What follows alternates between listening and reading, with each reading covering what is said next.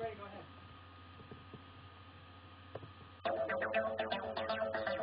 Hey, that was a lot better than last time. Oh.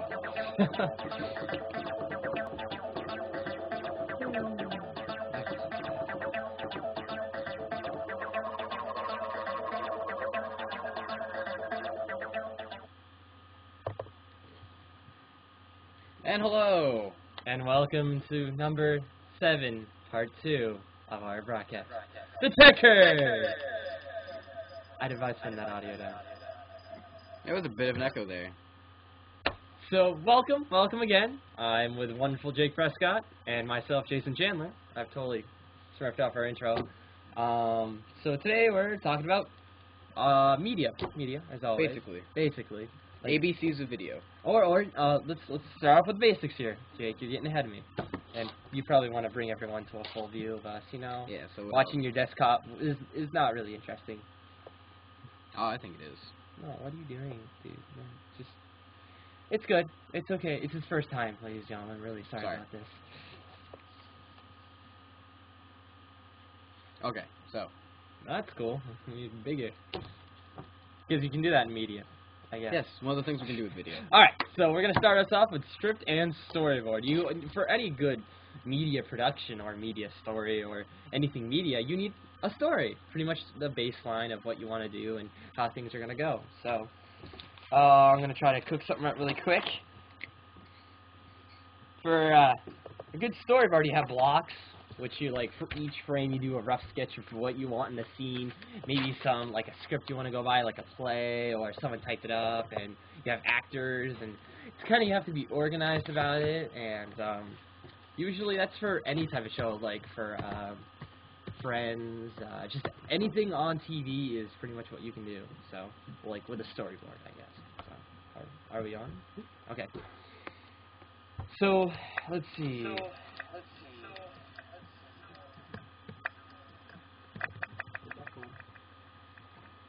We're having some technical difficulties today. We got a bit of an echo with I'm our audio. I'm quite sorry, because when I say something, I hear it 10 more times on our own laptop here. So what was I saying? Oh, script and storyboard. For us, for start with a script first. That's what I'm trying to do, Jay. Calm yourself. Okay. Calm yourself. All right. So, as I was saying, for us, for broadcasting, we have papers that has each block that say what scene is it, how long is it going to be, and so on. So these can range from 1 page to 20, maybe even 30 pages, but depending on the length of your video. Yes. And the detail of your scene. Right. Yes. So if it's like a PSA, it's maybe 5, 6 sheets, or if it's a full-length movie, maybe 20 to 25. So after you get your storyboard or script or whatever you're going to be using to use as guidelines for your movie, you want to learn about the ABCs of vocabulary, not vocabulary. The other V word. Video photography. Videography. Or videography. Thank you. So take us away on letter A. Okay, well, actually, first I want to show them an example of this amazing thing I have here that I like to call, Page creator? No, that was... I think they already know that, Jake. Oh, we've already had this episode, haven't we? Yes, we have. We're gonna bring back some old episodes, and actually no. So, are you gonna show these wonderful viewers of ours? Well, we were talking about scripts and storyboards. I just happen to have one. Oh, you have a storyboard to show our viewers. Yes. Just a second here, and I can pull it up. Oh, Google is actually failing. I'm sorry, ladies and gentlemen, you have to see this. My bad. So, when my friend here is trying to load a storyboard, I'm going to continue what I was kind of hoping he would say to us. So we're going to go over the ABCs of videography. A is your audio. If, like, right now for us, if we had, like, a whole bunch of people having a bar mitzvah over here and trying to party it out, and we're trying to tell you some awesome information, that's bad audio. And right now, it's a quiet room. We have one guy over there, Bobby. Go, Bobby. Just quietly typing and stuff, and it's a good environment. It's a nice place where we can talk and you can hear us. So this is a good audio.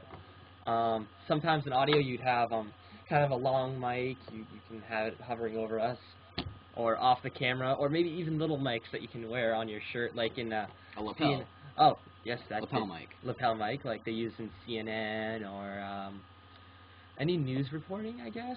Yes, basically. Yep. And this right here, this is the storyboard. Aha! Storyboards, ladies and gentlemen. Basically, in this space right here, right where my mouse is, this is where you would have different like sketches, maybe a stick figure to a detailed drawing of what was going to happen, entryways, exits, where objects are going to be placed.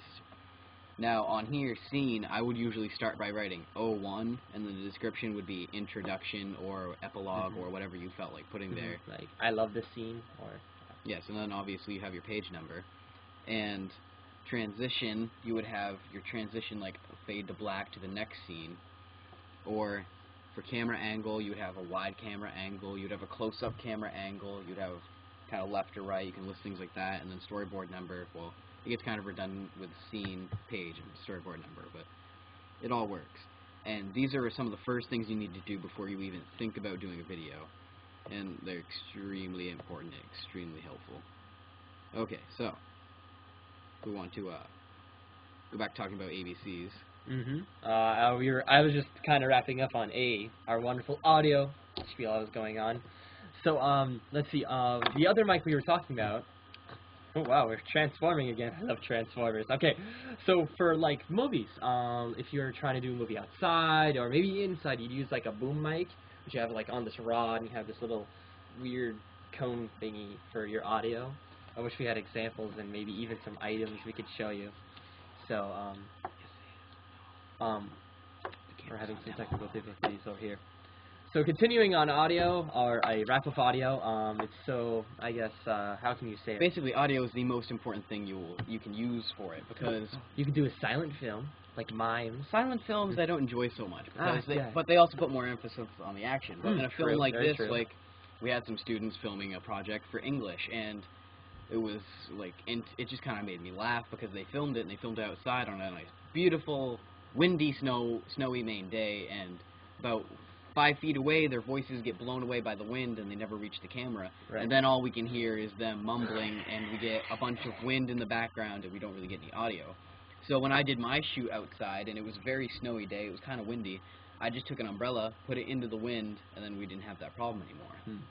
So that is called good audio. And the example Mr. Jake here gave before is bad audio. Very bad. Very bad.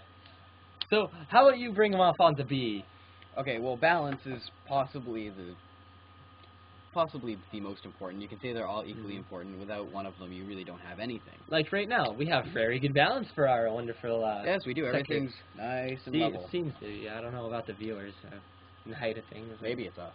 Maybe we're really short and really off-centered. So, okay, so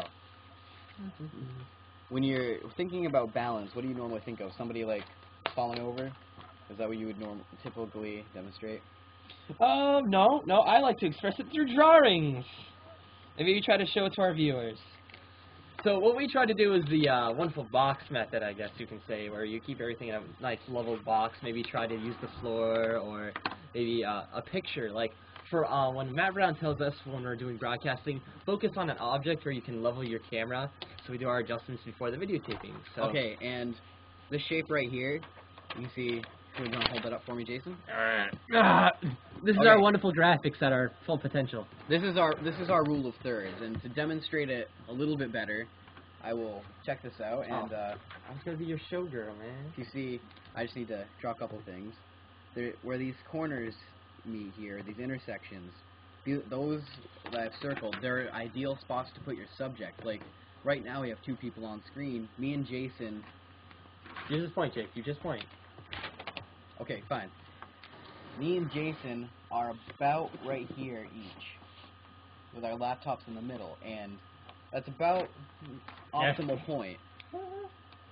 So, Jake and me, perfect table. We're set on these lines here, with 2 intersections, and you always want to have your subject, like, maybe if you have somebody walking along, you want to have them coming through here. The subject's kind of body right here. You want to always focus in on the subject on one of these points.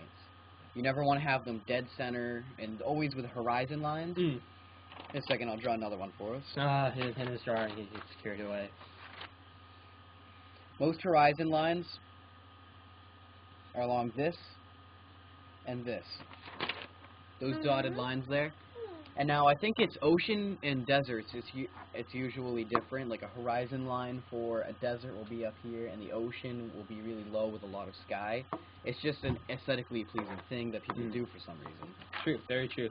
Like I was telling viewers, like for broadcasting, I know Matt wants to have us have good view and try to focus on a square object. Let's say there is a window on the other side of the band room or whatever I'm videotaping. I focus in and try to get that awesome 4 square thing we were talking about, get the perfect view of the window and having our camera off balance. So, and usually for the cameras, there's a stand where you can adjust the height and stuff. It's pretty plain and simple and straight to the point. Yes. Well, also would be you want to make sure, like, I'm on this side and Jason's on that side. Now, if I were wearing, well, let's see, I am wearing white, and if this backdrop were white and my chair were white, everything were white in this room. Floating head. And then all of a sudden, Jason is wearing a bright red shirt. Where does your eye go? It goes right to Jason. Well, it already goes right to Jason. Yeah, it does right now. You'll automatically just look at Jason, and that's not always the best thing for what you want. So you should always make sure that you have things kind of aesthetically balanced, unless you're going for something like that. But if you're going for just a general thing, always try to have people balanced so they don't automatically go some odd place. It's not Like, let's say me and Jake were wearing white shirts, and behind us there was a giant red dot. I'm guessing your eyes would go to the giant red dot. Wouldn't really focus on us very well. Yeah, no, you would focus on the giant red dot. So speaking of cameras and awesome work, guess what C is, Jake? Cameras! Cameras, of course! Like we already, now we're using a small DV camera, very simple, straight to the point. The first thing we want to start off with is usually a tape, just so you can videotape your stuff onto. You have a hard copy, yada yada yada, and so usually you can find this at your local Best Buy, Walmart, anywhere pretty techy, up to date. Yes. And also today I prepared something for us along the ABC lines. What are you going to show them now, Jake? Oh, this is going to be good. You're going to like this one. Mm-hmm. It'll definitely be interesting. I hope it is. Oh, he got it right there. I made this earlier today. Not very complete, but it definitely gives a good picture. Audio, balance, and camera. Now, we've already gone over audio and balance. Now, camera, the most important thing with your camera, obviously, is whether or not you have a tape. Because if you just hit record, your camera is going to flip out on you and tell you you're an idiot. Yeah, or it says no tape, and then you feel like an idiot near your friends. Yeah, I had one of those days. Or for a teacher, you don't want to do that in front of No. students. It doesn't look good. Not at all. Now, once you have your tape, you want to make sure it's cued to the right spot, right. And you want to make sure you already have nothing important on your tape, like your wedding, an anniversary. Your baby's first, like, being born. Well, we didn't record. You might want to record that. That's kind of graphic for the children. Always make sure you have a charged battery, too. Yeah. And if you don't have a charged battery, you can always find a power cable for it. Yes, like we do have now. And, well, we need balance, Jake. We need a stand. We need balance, so we need a tripod. Or help stand, a lot, because the first thing that I notice when I'm watching a video between an amateur video and a professional video is when people are shaking and jumping all around. It Blair makes Witch Project. much more. Bad. Yes. Cloverfield. Bad. Running around in the woods with a camera is not very good. Not. Even today, we were shooting video out in the woods, and it was very running around in the woods and stuff. But we had a tripod, and we would set it down, find the place we were going to tape, set everything up according to the storyboards, and then we would shoot it. So it went very well. Very, very well. Very. Can't stress that enough. So we pretty much got the A, B, C's, and C's down. So if anyone's out there and has any questions right now, please talk to our techies. We'll try to answer some questions. Maybe we can have a laugh or so. I love laughing. Oh, yeah, a lot. Always. Let's see. I know. What else could we talk about cameras, Mr. Jake? Oh, let's see with the camera. Well. What type of camera? There's many type of cameras. Our current camera seems to be doing its own thing at the moment. We're going on demo mode. We have some issues. Yeah. Oh, we're in the ball. Hey, we're in the ball. This is interesting. Okay, we're good. All right, so enough entertainment. Different types of cameras we're using right now. We're using a DV. We have boom cameras, which are just these huge honking, like rocket launcher looking things. Then you have your average size, kind of not a mini DV, but a camera that you use for like home it's about videos. Yeah, yay big. Yay big. Those I hate to use. They're VCR cameras, but you never use a VHS VCR camera anymore. We almost always use a mini DV camera, and it takes a small tape. Here we go. Hey, we're getting props now. We got reinforcement. Woohoo! Now, this is a mini DV tape. Labels on the outside and everything make it very convenient when you actually use them. And these are the standard tapes. Obviously, if you have a tape this big, your camera must be conveniently sized. It's about the size, so when you put it in your hand, on my hand, it runs from about a little from here into the back of my hand. So it's a handheld camera, definitely for almost anybody. And DVs are so much easier to use because you can point and shoot camera. Yep, point and shoot camera. Instead of your big bulky VHS, then you have to convert it onto mini DV. It's messy, completely messy. And these you plug your camera into a computer, and it converts digitally, and it's amazing. It's smooth sailing. So also, some cameras like we are using right now has a UVS cord that just directly... Actually, this one is not a USB cord. This is a FireWire cord. You know what? FireWire, same thing, different ending. Yeah. They all transfer data. Sure. FireWires, I think they can have a heavier capacity. Let's try to show the viewers a little bit. This wire right here, this is a power cord. Pay no attention. Pay attention. Okay, this one right here, if you want to flip this over a little bit, this is our FireWire cord. It's going to our camera. Oh, and we have... hey, more props. Put down the expensive Mac. There we go. Alright, I'll hold it up. You just explain. Alright.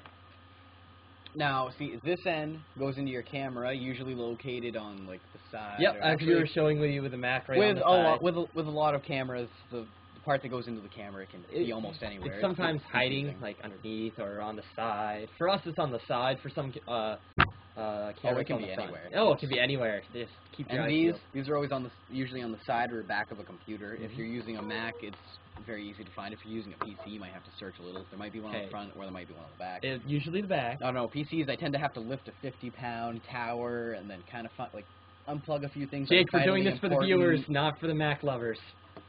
Well, the viewers might be Mac lovers. And PC lovers, too. Okay, fine. Okay. You got a point. So, as we were saying, this can work for either computers. And I know a couple of our techies out back were talking about green screen. Right now, this is actually green screen. I'm going to lift that up, and Jake will explain a little bit more. I'm the only one in the class that has actually successfully used a green screen, really. And it's actually pretty amazing, because the only video that was ever made with green screen in here, it was a PSA I made about not smoking, and I really wish I could pull it up. But I just had a scene in the background where a kid refused a cigarette, and then somebody else walks out in front of that picture, and it was like, when you use a green screen for that effect, it's more like having a gigantic portrait and somebody talking in front of it. But another use for green screens is having people standing in front of them. You can have something in the background that would be kind of almost interactive with them, or you can have anything, really. It's quite fascinating. I know. It's also a good backdrop if you just want a green backdrop. Oh, I was really hoping we could use a beach, because there's so much snow right now. Oh, yes. So, I know our viewers are right now asking for us to use iMovie on the Mac.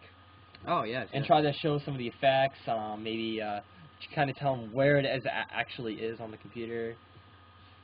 Oh, yeah. Or we can try to cover it next time, too. I know right now we're running out of time for a little bit, so we'll also be missing 2 shows due to the vacation. And vacation next week. Start this Friday. Oh yeah, I'm excited. If your car starts, you can go somewhere. Yeah, thanks, man. So, for we're next be gone for 2 weeks. 2 weeks, Mr. Jake. So, let's see. I know green screen's been used for many things.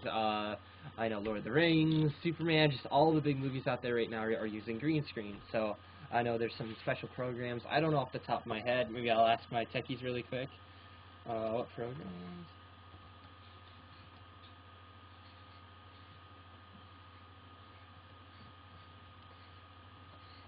Also, there's blue screens. You don't have to have green. There's also blue that works the same, too. Well, the system it works on is chroma key, so you can technically have any color as long as you use the chroma key and match it up. And this gets really technical, and I really hate it, so I'm not going to have to go in depth.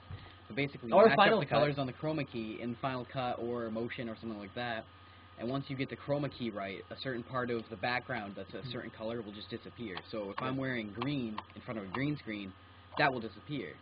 Right. Also, cam twist on the Macs, have it too. Not PC. PCs don't have much. PCs have a lot, but it's okay. So you can also use your cam twist. I don't know if we can show you right now, but we'll try to fit it in next time with, I guess we'll have like a digital media kind of effects show.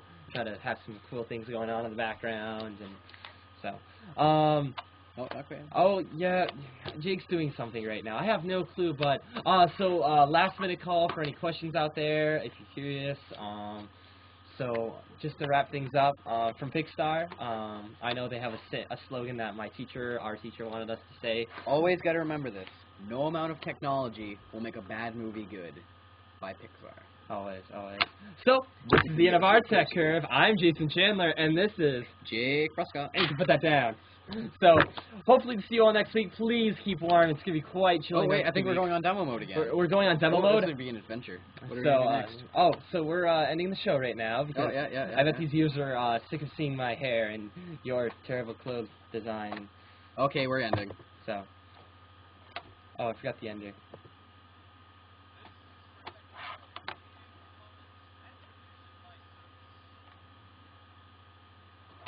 Mm-hmm.